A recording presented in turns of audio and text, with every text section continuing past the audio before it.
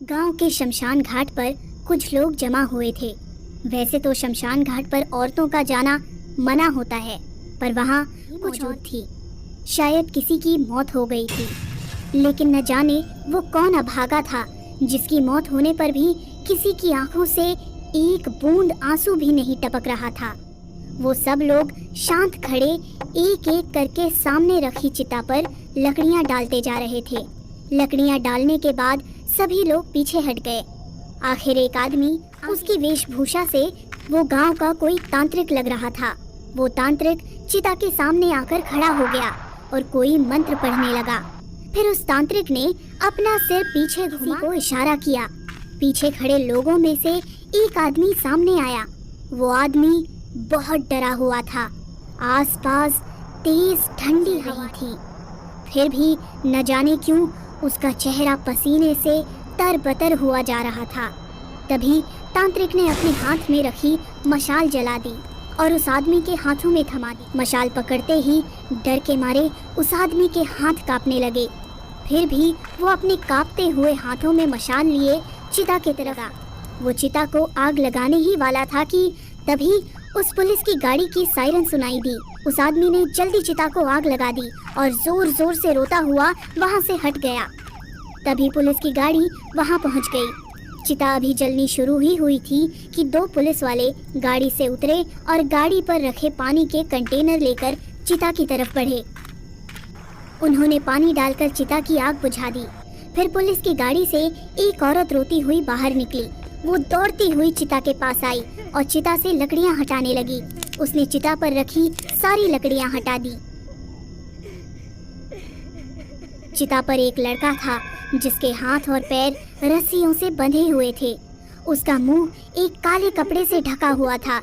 उस औरत ने जैसे ही लड़के के चेहरे से कपड़ा हटाया, उस लड़के ने गहरी सांस ली और एक शब्द कहा, माँ, मुझे बचा लो माँ। पुलिस वाले ये देखकर दंग रह गए। तभी उस लड़के की माँ ने चिता जलाने वाले उस आदमी की तरफ इशारा करते हुए दरोगा से कहा, दरोगा जी, इस आदमी को छोड़ना नहीं। ये इंसान नहीं, हैवान है। इसने अपने ही बेटे को जिंदा जलाने की कोशिश की है। ये सुनकर पुलिस वाले हैरान हो गए। उनके मन में कई सवाल उठ रहे थे। आखिर ये कैसा बाप है जो अपने ही बेटे को जिंदा जलाने वाला था।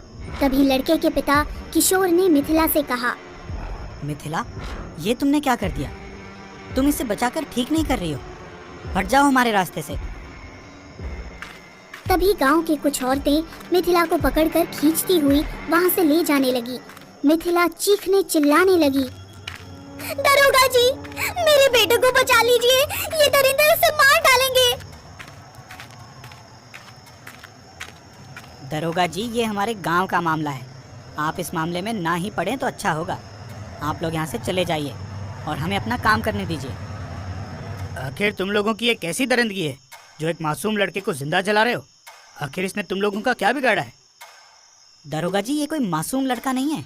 ये एक नरभक्षी राक्षस है। इसने गांव के मासूम लोगों का शिकार करके उन्हें जिंदा ही खा लिया है। अब बस बहुत हुआ। ऐसी मनगढ़ंत कहानियां मैं बहुत सुन चुका हूँ। ये बस तुम लोगों का अंधविश्वास है और कुछ नहीं। सीधी तरह से उस लड़के को छोड़ दो, वरना हमें सख्त कदम उठाने पड़ेंगे। हवलदार, जाओ लड़के को ले आओ।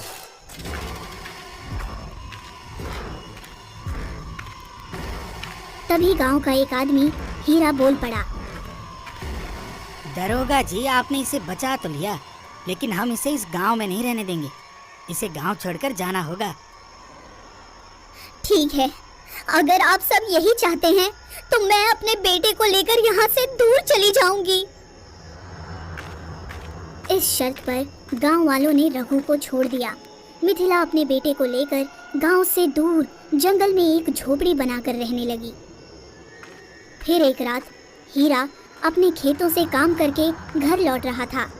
अक्सर तो वो जल्दी घर लौट जाया करता था, लेकिन आज उसे घर लौटने में देरी हो गई।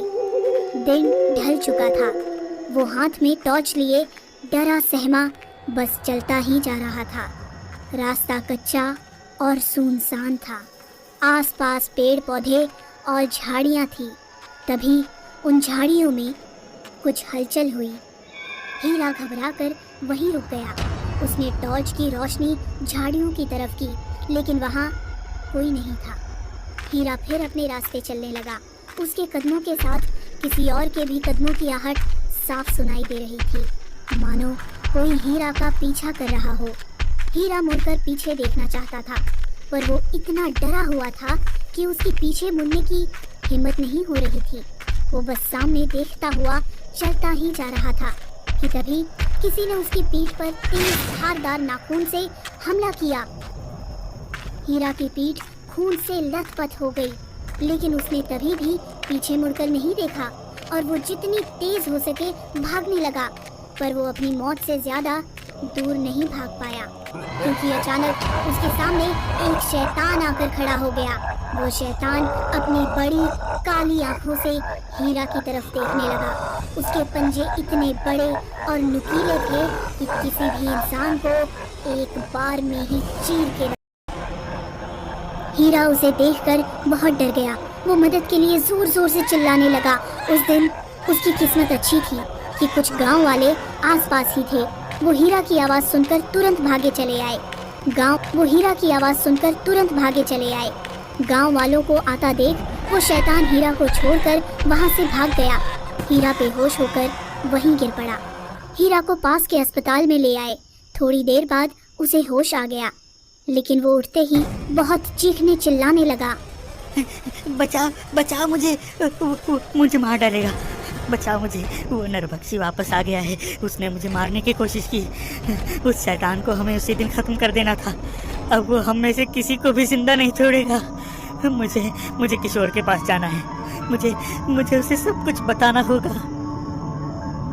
हीरा कुछ लोगों के साथ तुरंत किशोर के घर गया, लेकिन किशोर अपने घर पर नहीं था। उसके घर पर ताला लगा हुआ था। हीरा किशोर के घर के सामने बैठ गया और उसका इंतजार करने लगा। इधर दूसरी तरफ किशोर जंगल में अपनी पत्नी और बेटे को ढूंढ रहा था। तभी उसे लालटेन की रोशनी दिखाई दी। किशोर समझ गया कि उसकी पत्नी और बेटा वहीं होंगे। किशोर तुरंत वहां गया और घर का दरवाजा जोर जोर से खटखटाने लगा।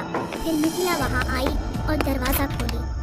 बता, तूने उस दरिंदे नरभक्षी को कहाँ छुपा कर रखा है? आज मैं उसे खत्म कर दूंगा। उसने फिर से गांव के लोगों को मारना शुरू कर दिया है। आज मैं उसे खत्म करके ही रहूंगा। किशोर शांत हो जाओ। मेरे बेटे ने कुछ नहीं किया। वो हर पल मेरे साथ ही था, मेरी आंखों के सामने। फिर वो किसी की जान कैसे ले सकता है? देखो मिथिला, मुझे पता है कि तुम एक माँ होने का फर्ज निभा रही हो। तुम अपने बेटे को खोना नहीं चाहती, इसलिए मुझसे झूठ बोल रही हो। लेकिन मिथिला, उस नरभक्षी के लिए तुम भी बस एक शिकार की तरह हो। अगर कल को उसे कोई शिकार नहीं मिला तो वो तुम्हें भी जिंदा खा जाएगा। अब हटो मेरे रास्ते से। किशोर मिथिला को धक्का मारता हुआ अंदर चला आया। उसे रघु कहीं नजर नहीं आ रहा था। फिर उसे सामने एक कमरा दिखा। किशोर लालटेन लेकर तुरंत उस कमरे में गया। उस कमरे में जाते ही उसने कुछ ऐसा देखा कि जिससे उसके पैरों तले जमीन खिसक गई। उसने देखा कि सामने रघु का कटा हुआ सिर जमीन पर पड़ा हुआ था। रघु का आधा खाया हुआ शरीर किशोर के कदमों के सामने पड़ा हुआ था। वो घबराता हुआ कमरे से बाहर भागा। वो जैसे ही बाहर निकला, सामने मिथिला खड़ी थी। मिथिला के चेहरे पर एक हल्की मुस्कान थी।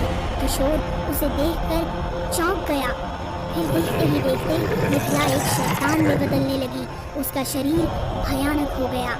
उसके हाथों से धारदार पंजे बाहर निकल आए। अब वो पूरी तरह शैतान बन चुकी थी। किशोर उसे देखकर थर थर कांपने लगा। वो तुरंत वहां से भागा। भागते वक्त वो सिर्फ एक ही शब्द बोले जा रहा था। बेटा, मुझे माफ कर देना, मैंने तुम्हें गलत समझा। किशोर गांव की तरफ भागने लगा, लेकिन इससे पहले कि वो गांव पहुंच पाता, नरभक्षी ने उसे सामने से घेर लिया। उसने अपने धारदार पंजे किशोर के आर पार घुसा दिए और उसे खींचती हुई घने जंगल में ले गई। हीरा किशोर का इंतजार करता रहा, लेकिन किशोर कभी लौटकर नहीं आया। गांव वालों को कभी पता नहीं चल पाया कि वो नरभक्षी रघु नहीं, बल्कि उसकी माँ मिथिला थी। वो हर रोज किसी न किसी गांव वाले का शिकार करती रही। फिर डर के कारण सारे गांव वाले गांव छोड़कर कहीं और चले गए।